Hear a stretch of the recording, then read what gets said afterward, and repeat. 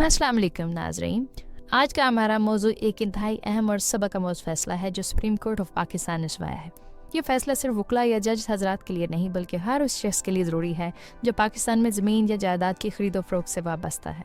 हमारे साथ मौजूद हैं मारूफ कानूनदान जिन्होंने कई अहम केसेस अदालतों में लड़े और जीते। मोइन साहब, आपको खुशामदीद कहते हैं। जी बहुत शुक्रिया। मुझे खुशी है कि हम आवाम को कानून की पेचीदगियों को सादा अंदाज में समझाने जा रहे हैं। तो मोइन साहब, हम जानना चाहेंगे इस मुकदमे का आगाज़ किस तरह हुआ, ख़ास तौर पर ये कि वो कौन से हालात थे जिनमें मुद्दई ने अदालत से रजू करने का फ़ैसला किया। क्या ये सिर्फ एक आम ज़मीन का लेन देन था या इसके पीछे कुछ मज़ीद पेचीदगियाँ भी थीं? जी बिल्कुल, ये मुकदमा महज एक आम लेन देन नहीं बल्कि एक तहरीरी मुआहदा फ़रोख्त की खिलाफ वर्जी पर मबनी था। 4 सितंबर 2008 को एक खातून ने मुद्दई के साथ एक बाकायदा मुआहदा किया कि वो उसे 4 कनाल 18 मरले ज़मीन फ़रोख्त करेगी। मुद्दई ने उसके बदले में बयाना रकम अदा की, लेकिन सिर्फ चंद ही दिनों बाद वही ज़मीन उसी खातून ने अपने भाई के नाम मुंतकिल कर दी, जो कि एक ज़ुबानी फ़रोख्त के ज़रिए हुई। इस सूरत हाल में मुद्दई को ना सिर्फ अपने मुआहदे की खिलाफ वर्जी का सामना था बल्कि उसे एक ऐसे शख्स से मुकाबला भी करना पड़ा जिसने ज़मीन पर दावा किया था कि वो नेक नीयती से ख़रीद रहा है।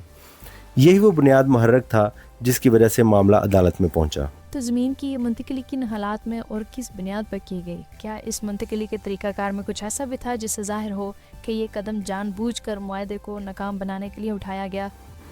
जी बिल्कुल, ज़मीन की मुंतकिली की टाइमिंग और तरीक़ाकार ही इस पूरे मामले को मशकूक बनाते हैं। खातून ने तहरीरी मुआहदे के सिर्फ 15 दिन बाद यानी 19 सितंबर 2008 को ज़मीन अपने भाई के नाम मुंतकिल की, जबकि असल मुआहदे में बकाया रकम की अदायगी और रजिस्ट्री की आखिरी तारीख 20 अक्टूबर 2008 मुकर्रर थी। इस जल्दबाजी से साफ ज़ाहिर होता है कि ये इक़दाम सोच समझकर और मुद्दई को इसके मुआहदे से महरूम करने की नीयत से किया गया। अदालत ने इस पूरे अमल को बदनीयती पर मबनी करार दिया। सही। तो फिर ये बताएं कि अदालत ने ज़ुबानी फ़रोख्त के इस दावे का कानूनी तौर पर कैसे तज्ज़िया किया?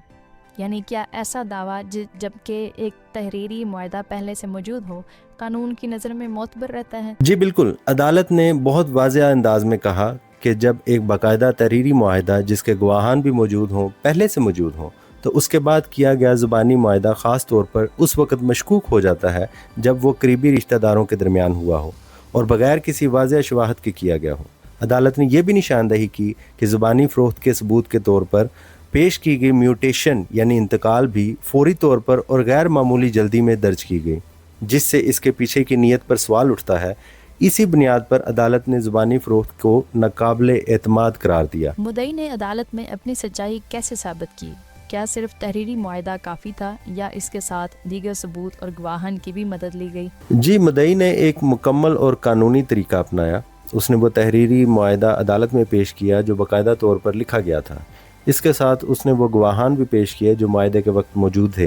इन गवाहों ने अदालत में अपने बयानात के ज़रिए वाज़ेह तौर पर तस्दीक की कि मुआहदा रजामंदी से हुआ था, रकम अदा की गई थी और ये मुआहदा किसी दबाव या फ़रेब के बगैर अंजाम पाया। अदालत ने इन शवाहद को मोतबर माना और मुद्दई की बात को सच्चा मानते हुए फ़ैसला उसके हक़ में दिया। तो अब दूसरी तरफ जिस भाई के नाम ज़मीन मुंतकिल हुई थी उसका मौक़िफ़ क्या था? क्या उसने अदालत को कायल करने की कोशिश की कि वो वाकई नेक नियति से ये ज़मीन हासिल कर रहा था? जी, भाई ने अदालत में ये दावा किया कि वो ज़मीन का बोनाफाइडी परचेज़र है, यानी उसने ये ज़मीन नेक नियति से बग़ैर किसी इल्म के ख़रीदी है। लेकिन अदालत ने इस मौक़िफ़ को कबूल नहीं किया। उसकी वजह ये थी कि भाई खातून का हकीकी भाई था और ज़मीन की मुंतकिली एक ऐसे वक्त में हुई जब पहले से तहरीरी मुआहदा मौजूद था। अदालत ने इस बात को मद्देनज़र रखा कि दोनों के दरमियान करीबी ख़ानदानी ताल्लुक़ है और ऐसी हालत में लाइल्मी का दावा नाकाबिले यकीन होता है। Bona fide purchaser. अदालत ने इस केस में बोनाफाइडी परचेज़र की तारीफ़ को किस अंदाज में बयान किया और क्या कोई मेयार भी मुकर्रर किया कि कब कोई ख़रीदार इस लक़ब का हक़दार हो सकता है? यस, अदालत ने नहायत वाज़ेह अंदाज में बयान किया कि बोनाफाइडी परचेज़र वो होता है जो ना सिर्फ नेक नीति से बल्कि मुकम्मल तहकीक के बाद कोई जायदाद खरीदता है।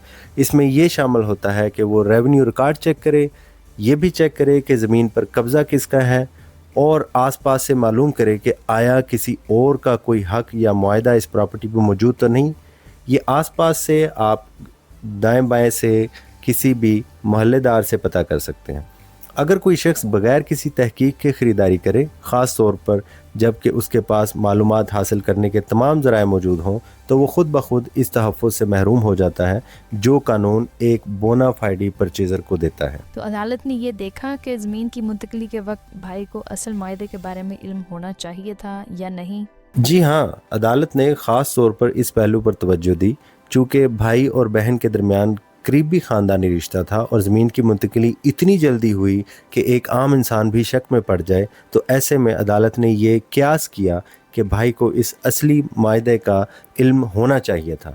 عدالت نے اس بات پر بھی زور دیا کہ اگر خریدار زمین خریدنے سے پہلے جائزہ نہ لے تو یہ اس کی نیک نیتی نہیں کہلائے گی۔ تو عدالت نے یہ کیسے طے کیا کہ مدعی کی گواہی اور شواہد زیادہ قابل اعتبار تھے؟ عدالت نے مدعی کے جتنے بھی پیش کردہ گواہان تھے ان کے بیانات کو غور سے پڑھا، ان کا جائزہ لیا اور انہیں قابل اعتماد سمجھا، کیونکہ ان کی گواہی میں کوئی تضاد نہیں تھا۔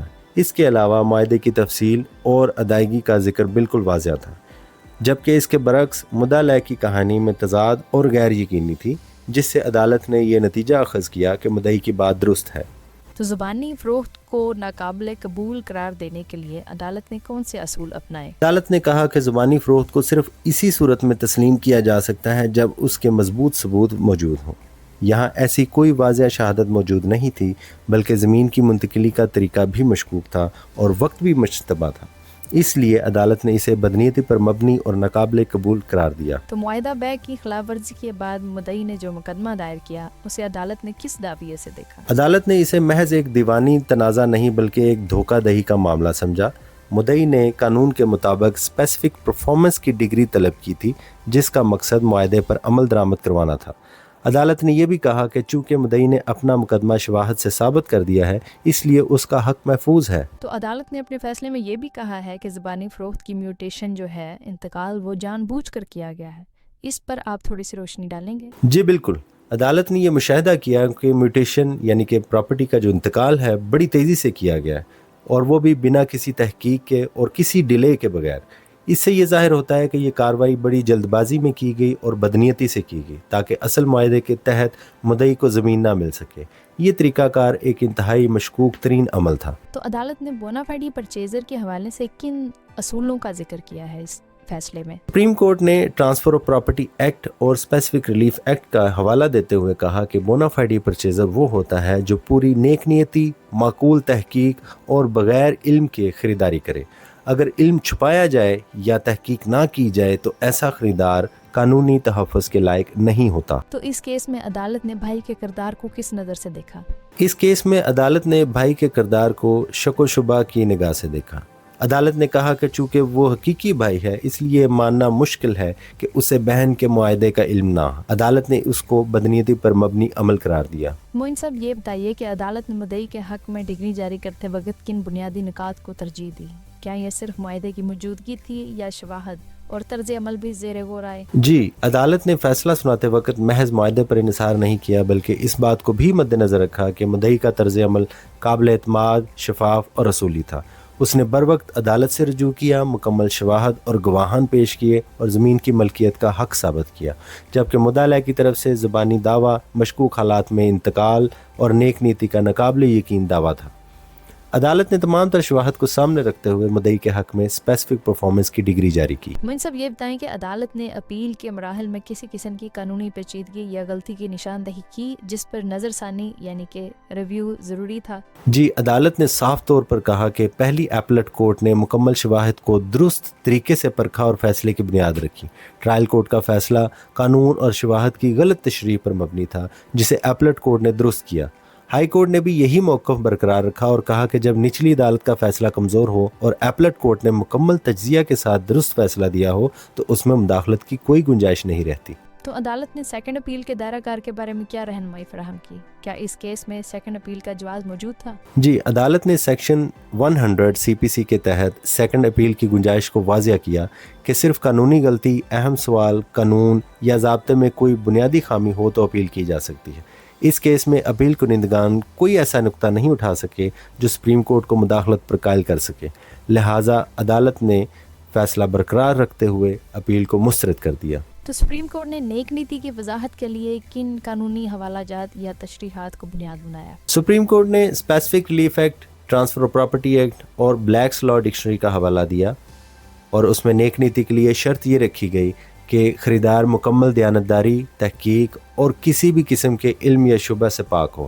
اگر خریدار جان بوجھ کر تحقیق نہ کرے یا شبہات سے منہ موڑے تو اسے نیک نیتی کا دعویٰ کرنے کا کوئی حق نہیں۔ سپریم کورٹ نے اس فیصلے میں نوٹس کی قانونی تعریف پر کیسے روشنی ڈالی، خاص طور پر یہ جو کنسٹرکٹیو نوٹس ہے اس کے اصول کے تحت نوٹس کی تعریف کیا بیان کی؟ اس فیصلے میں عدالت نے ٹرانسفر آف پراپرٹی ایکٹ کی دفعہ 3 کا حوالہ دیتے ہوئے کہا کہ اگر کوئی شخص تحقیق سے جان بوجھ کر گریز کرے یا لاپرواہی کا مظاہرہ کرے تو قانون اسے یہ سمجھتا ہے کہ اسے حقیقت کا علم تھا، خاص طور پر جب زمین پر کوئی اور قابض ہو یا پڑوسی کچھ اور بتائیں تو خریدار کو تحقیق کرنا لازم ہوتا ہے۔ بصورت دیگر وہ کنسٹرکٹیو نوٹس کے اصول کے تحت ذمہ دار ٹھہراتا ہے۔ سپریم کورٹ نے اس بات کو اتنی اہمیت کیوں دی کہ خریدار کو زمین کے بارے میں پڑوسیوں اور متعلقہ اداروں سے معلومات بھی لینی چاہیے تھی؟ اس کی کیا وجہ ہے؟ سپریم کورٹ نے کہا کہ ایماندار خریدار ہمیشہ ارد گرد کے لوگوں سے اور ریکارڈ رکھنے والے اداروں سے تحقیق کرتا ہے۔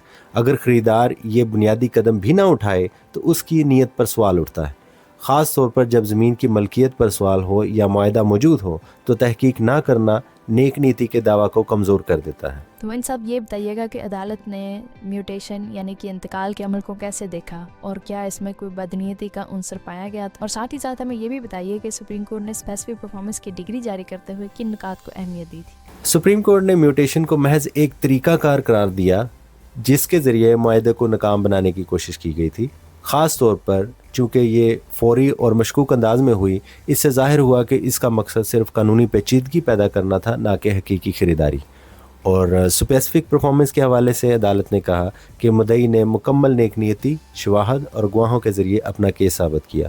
اس نے وقت پر رجوع کیا، کوئی ڈیلے نہیں کیا اور ادائیگی کی تفصیلات بھی فراہم کی، اس لیے اسپیسیفک پرفارمنس کا حق اس کا تھا۔ بہت شکریہ معین صاحب۔ آپ یہ بتائیے گا کہ اس فیصلے سے عام آدمی کے لیے کیا سبق نکلتا ہے، خاص طور پر جب وہ زمین خریدنا چاہیں؟ دیکھیں جی، میں اس فیصلے کا جو سب سے بڑا سبق ہے وہ یہ دیکھتا ہوں کہ زمین خریدنے سے پہلے مکمل تحقیق کریں، صرف انتقال یا میوٹیشن یا مالک کی بات پر اعتماد نہ کریں۔ ریونیو ریکارڈ، پڑوسیوں سے معلومات لیں، زمین پر موجودہ قبضہ کس کا ہے وہ چیک کریں، ورنہ بعد میں آپ کو قانونی الجھن کا سامنا کرنا پڑ سکتا ہے۔ بہت شکریہ معین صاحب آپ کی قانونی مشوروں کا اور ہمیں اس فیصلے کے بارے میں ڈیٹیل سے بتانے کا بہت شکریہ۔ اگلی ایپیسوڈ میں ایک نئے فیصلے کے ساتھ ملاقات ہوگی۔ اللہ حافظ۔